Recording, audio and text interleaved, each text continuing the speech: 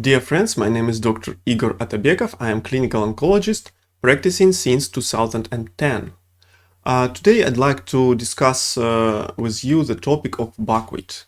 Buckwheat is a very popular plant, edible plant that is grown mostly in China, Ukraine, Russia, Kazakhstan, France, Poland and United States.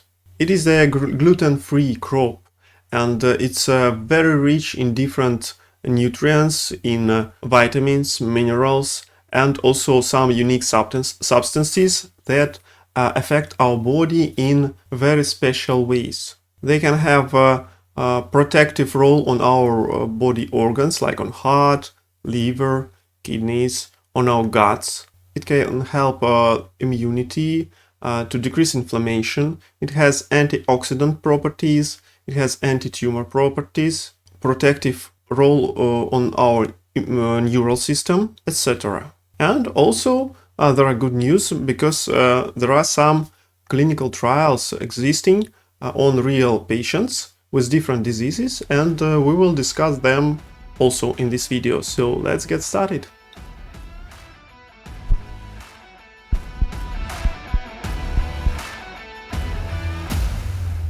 Two most popular types of buckwheat are common buckwheat and tartary buckwheat. This is the common one. Look, it's beautiful flowers, and this is a field of blooming buckwheat. And tartary buckwheat, and this is the tea with buckwheat. But as for me, it's better to eat the whole, because it will be more beneficial for your health. Please take a look at this table. It shows the variety of substances contained in buckwheat. You can see a lot of flavonoids like flavonoids, rutin, quercetin, but rutin is the most abundant flavonoid found in buckwheat, especially in tartary buckwheat. Rutin helps this crop to survive ultraviolet radiation, coldness, insects attacks, and also it defends it from animals.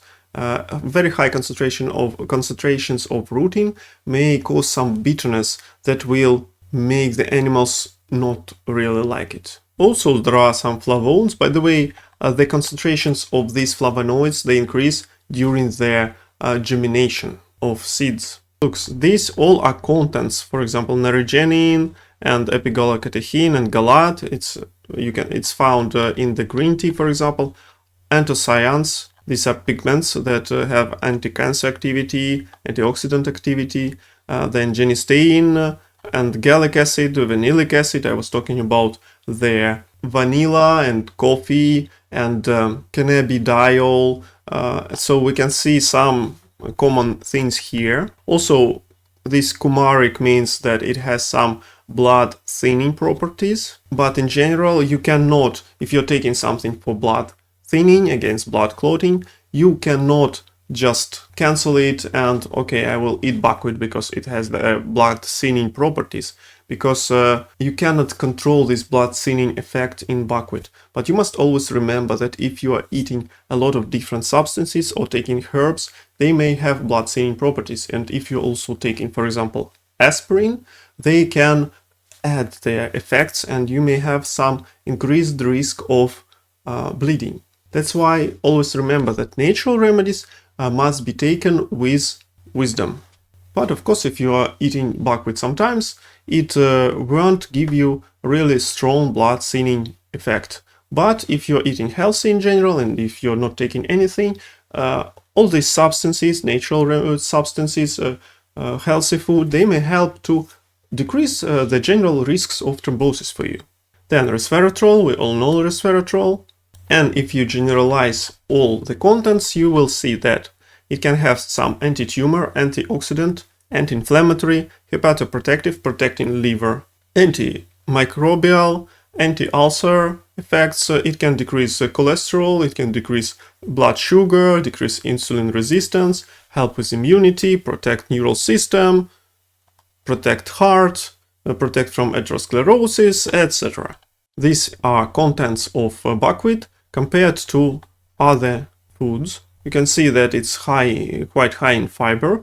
That means it will feed the microbiome, it will improve the immunity. Also, fiber can absorb the bile and cholesterol, decrease cholesterol and sugar, helping with insulin resistance and diabetes, and decrease risks of cancer, of gut cancer. Also, it has polysaccharides, which will produce short chain fatty acids, helping with inflammation, with immunity, and with the health of the gut mucosa. It has amino sugars that can be taken now as supplements to struggle with liver steatosis, with high uric acid in patients with gout, with high levels of glucose, of insulin resistance. It has D-chiroinositol that is often taken by patients with diabetes, as it can help with insulin resistance. Also in PCOS patients, the women who have cysts in their ovaries, and they cannot get often cannot get pregnant, and this thing may help them. If you look here, it has fat, and this fat is healthy. It's mono and polyunsaturated fat. Also, it's quite low in protein, but it has some essential amino acids, meaning these amino acids must be received only with food because our body cannot synthesize it. Also, it's gluten-free, meaning it's good for patients suffering from gluten sensitivity or celiac disease. But it has high contents of carbohydrates, meaning it's not very good if you are on keto diet. You cannot eat buckwheat. But the good thing is it has a low glycemic index, meaning it doesn't cause a very high spike of insulin. And as you can see, there are a lot of minerals and vitamins like potassium, magnesium, phosphorus, iron, zinc, vitamin B1, B2, B6, vitamin E, choline. In general, meaning it can help with energy, with the health of neural system, with the health of gut, bones, for people with osteoporosis, tendons, muscles, important for making red blood cells, for example, so for immunity. So it's very good in nutritious point. Okay, this all is theoretical, this all is preclinical. Let's see what we have in clinical studies on real patients. And this is the first study where they checked how their buckwheat tea will help with leg edema in patients suffering from the early stages of varicose disease of lower extremities. You see 67 patients. They had chronic venous insufficiency, and it's a randomized, double-blind, placebo-controlled clinical trial, so quite good. And they found only that it helps only in slowing down the amount of increasing edema in these patients. Okay, let's go further. Systematic review and meta-analysis, meaning the investigators took many studies and they compared them, they chose only good ones, and they did a big statistical analysis. And what they found that really buckwheat may help with blood glucose, total cholesterol, triglycerides compared to controls. But it's not really clear whether it affects significantly weight and blood pressure and insulin and risks of cardiovascular disease. Other study on patients with diabetes of second type, they were looking how it will affect their insulin resistance and cholesterol and lipids in the blood, and they saw that it can help with high amounts of insulin, it can help with cholesterol, with bad cholesterol, and if you take it in high amounts, it can help with insulin resistance. So buckwheat intake may be quite beneficial for patients with diabetes. But of course, patients with diabetes should always remember that carbs are not very good for them in general. Even carbs with low glycemic index, quite healthy carbs like buckwheat. Of course, it's much better than eating the so-called fast carbs. Next, 2022 systematic review, how it affects the health of gastrointestinal tract. In preclinical studies, it can help with killing cancer cells of colon, with inflammation, help the microbiome health, and produce short-chain fatty acids. We're talking about it before.